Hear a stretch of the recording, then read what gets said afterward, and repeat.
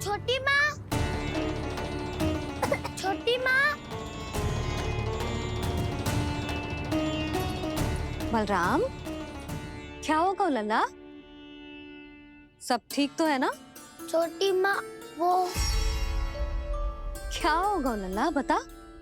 छोटी माँ, आपने कहा था ना कि ये यदि मिट्टी खाए तो मैं आपको बताऊं।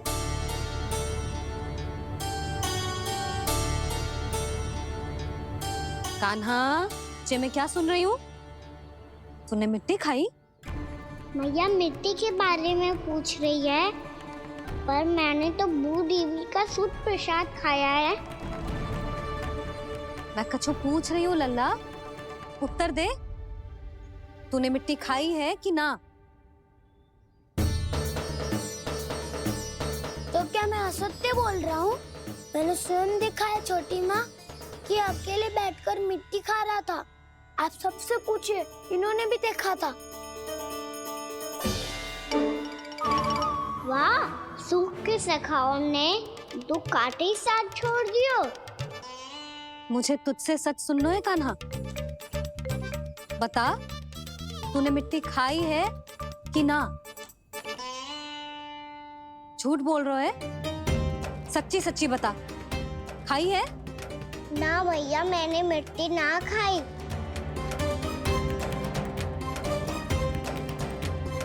इधर आ। तो फिर मुंह खोल के दिखा दे अपनी मैया को। क्यों? अब क्या होगा? तूने मिट्टी तो ना खाई, तो दिखा दे कि जे सब असत्य बोल रहे हैं। कान्हा, मुंह खोल।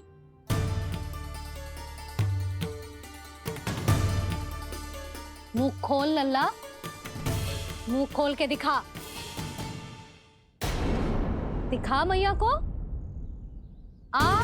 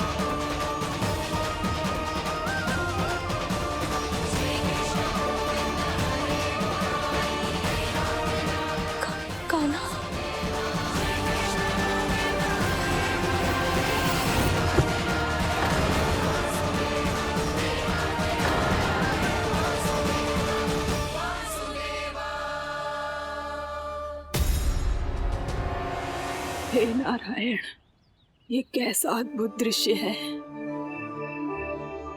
कान्हा के मुंह में संपूर्ण ब्रह्मांड, पर इसका अर्थ क्या है? नारायण की इच्छा क्या है? क्यों दिखाया उन्होंने मुझे ये सब? क्या बताना चाहते हैं मुझे वो ये सब? कुछ ना कुछ कारण तो अवश्य है।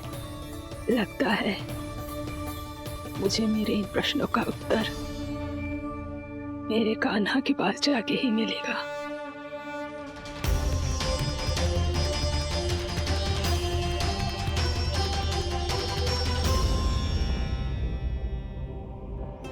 कितना भी सतर्क हो जाऊं, कोई ना कोई भूल हो ही जाती है।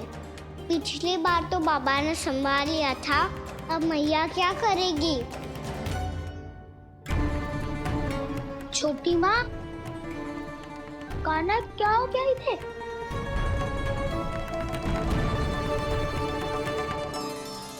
मैया,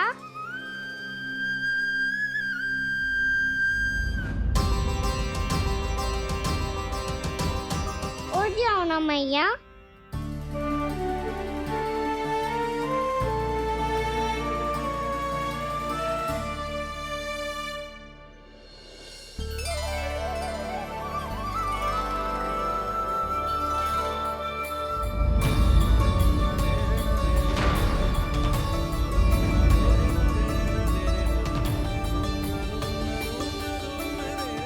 मैया,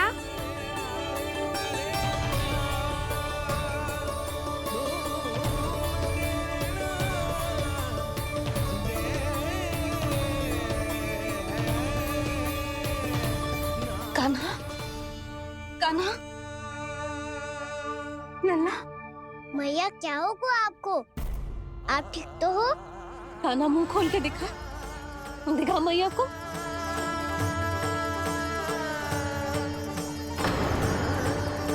इसमें तो बस मिट्टी है, तो जो मैंने देखा वो क्या था? स्वप्न था मेरा या कोई भ्रम हुआ था? हाँ लल्ला, इससे पहले कि मैया मेरे सत्य समझ जाए, मुझे स्थिति को संभालना होगा। मुझे क्षमा कर दो मैया, आपको दुखी करो मैंने, पर मैं सच्ची कह रहा था, मैं मिट्टी ना खाई, बस भूदेवी का प्रसाद ही खाया था। आप कहोगे तो आगे से ना खाऊंगा, सच्ची।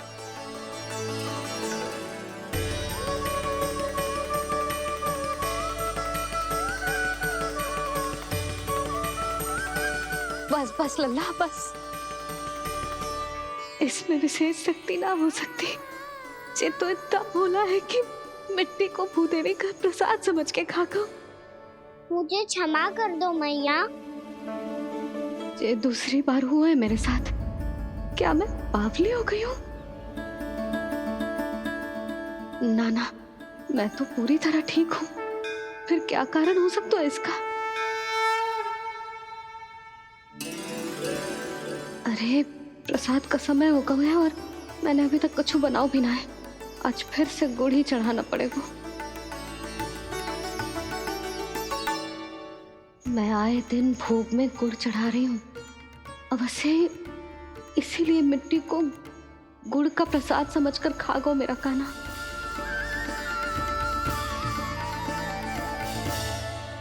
मैं समझ गई लल्ला, वो अकेले बैठ के मिट्टी क्यों खा रहा था। चल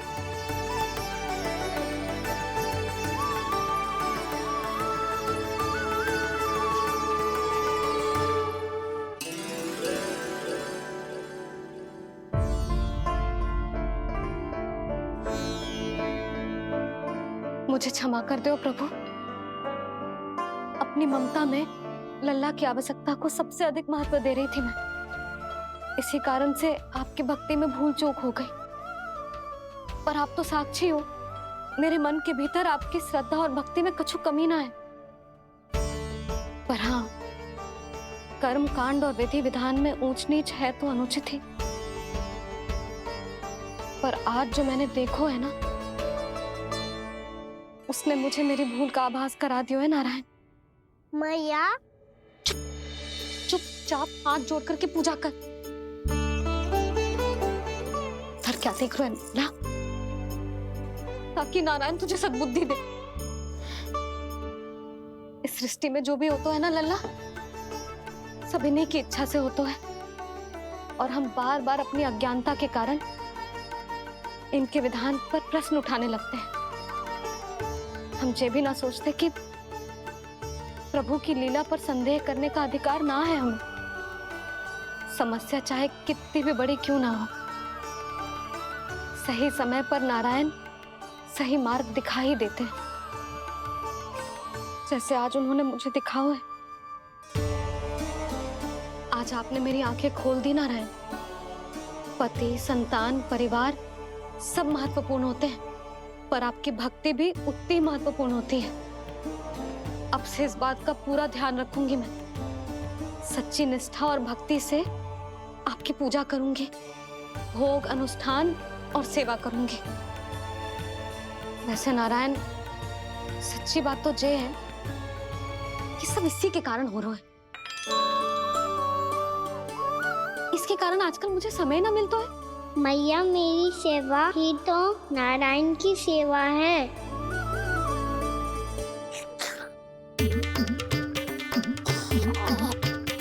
मुस्कुरा क्यों रहे रे? हाथ जोड़ प्रार्थना कर कि नारायण तुझे भी सही समय पर सही मार्ग दिखाएं, ताकि तुझे मिट्टी वाली भूल दोबारा ना दोहराए। हाथ जोड़। आपको मुझे भी सही मार्ग दिखाना होगा प्रभु। एक और मेरी प्रजा है तो दूसरी ओर मेरा लल्ला। मैं किसका हित साधूं? किसी एक का त्याग कैसे कर दूं मैं?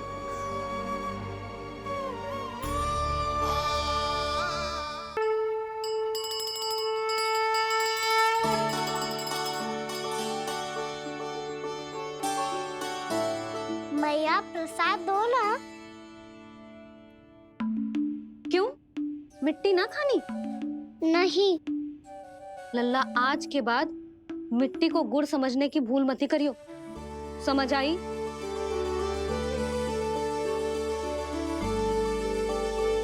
जा अब विश्राम कर।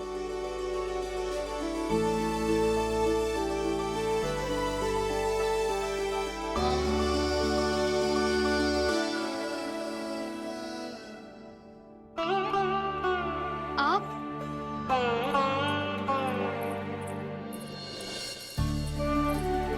लो जी। मुझे ना आपसे बहुत महत्वपूर्ण बात करनी है। मेरे साथ आओ, चलो। बहुत आवश्यक बात करनी है। बैठो, बैठो जी। सुनो जी, आप विश्वास ना करोगे आज मेरे साथ क्या हुआ है। पर पहले ये बताओ, आप मेरा उपहास ना उड़ाओगे ना, पिछली बार के जैसे?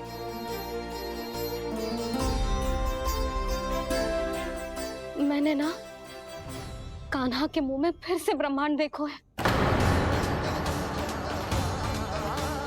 आप ऐसे क्या देख रहे हो? सच्ची में देखो है। और इतना ही ना, मैंने तो ये भी देखो कि श्री नारायण गोकुल में हर स्थान पे है। जहां देखो वही नारायण। ये तो इसी बात का संकेत है यशोदा के आज गोकुल वासियों को नारायण के आशीर्वाद और सहायता की आवश्यकता है। इसका क्या अर्थ है? और आप इतनी चिंता में क्यों लग रहे हो? उस व्यापारी ने हमारे गोकुल वासियों के साथ छल किया है यशोदा। जानबूझकर उसने सभी को लोभ के जाल में फंसायो, और ये सब उसने किया है किसी और के लिए। किसके लिए? बताओ जी, किसके लिए? कंस के लिए, कंस के लिए।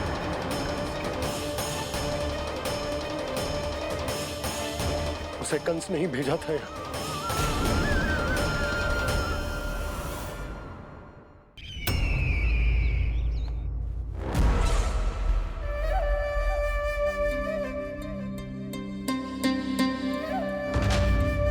क्या देख रहे हो? तुम इसके योग्य हो परमानंद। अपनी बुद्धिमत्ता, चतुराई और कुशलता से तुमने इसे अर्जित किया है। महाराज की जय हो। महारानी प्राप्ति महारानी हस्ती। हमें तो लगता है कि परमानंद को हमारे मंत्रिमंडल में होना चाहिए। परमानंद, जिस प्रकार तुमने गोकुल वासियों को अपनी चतुराई के चक्रव्यूह में फंसा दिया है, अद्भुत था वो, अद्भुत। आप बस आज्ञा दीजिए महाराज, ये सेवक पालन करेगा। आज गोकुल आपके चरणों के नीचे आ गया है। कुछ ही समय में पूरा संसार आपके पैरों तले होगा।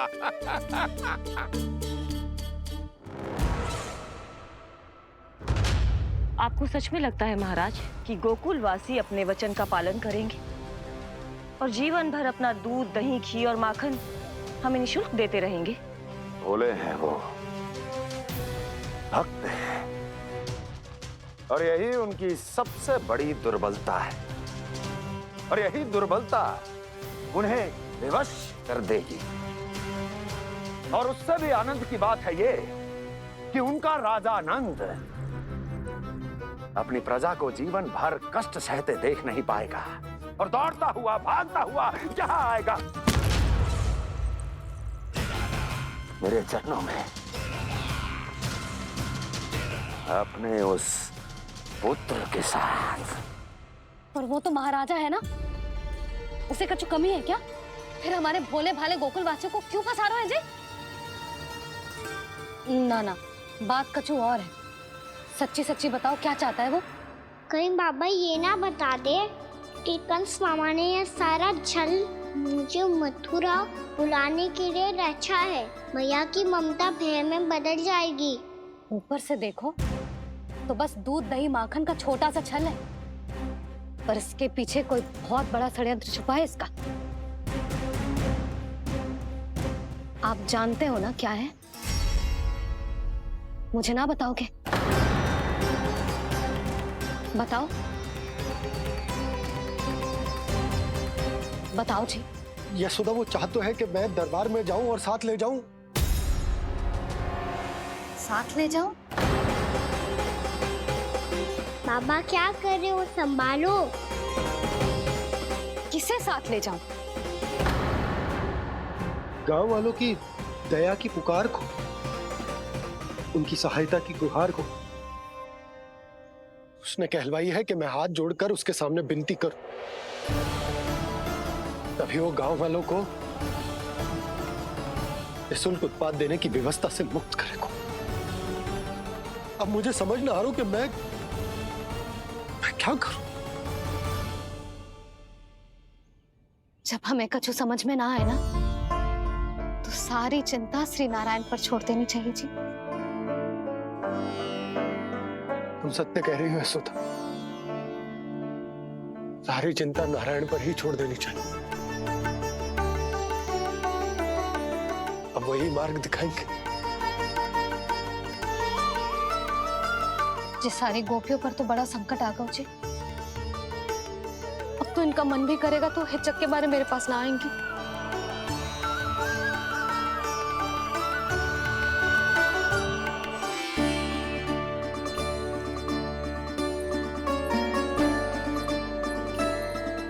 बाबा तो पूरी तरह भूल गए हैं प्रभु, ये सच में आप कौन हैं? हाँ मुरली, इस समय मैं उनके लिए केवल उनका लल्ला हूँ। पर आपके पास उन्हें इस चिंता से मुक्त करने का उपाय है प्रभु, है ना?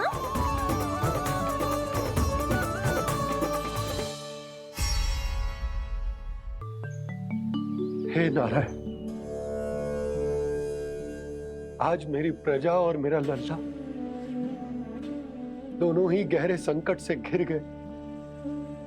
आपको मेरी सहायता करनी होगी।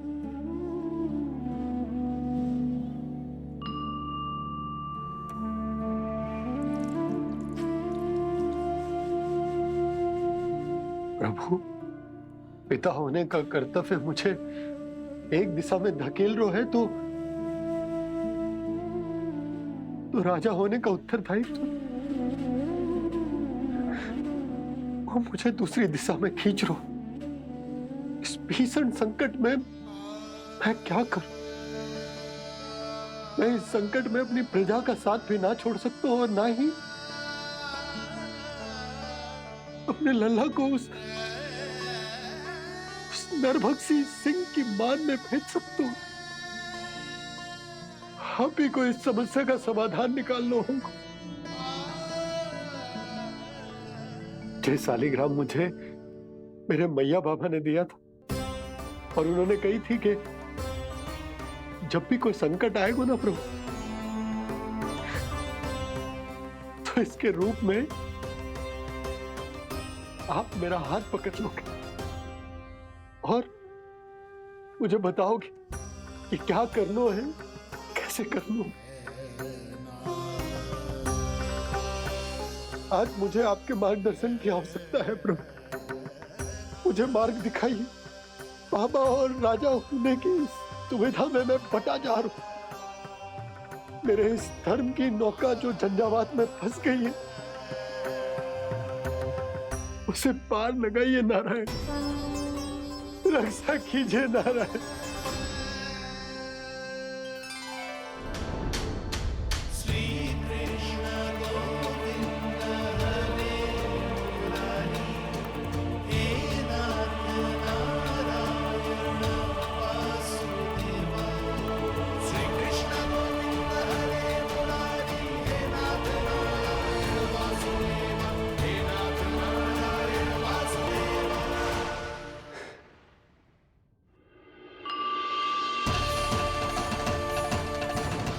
सालिग्राम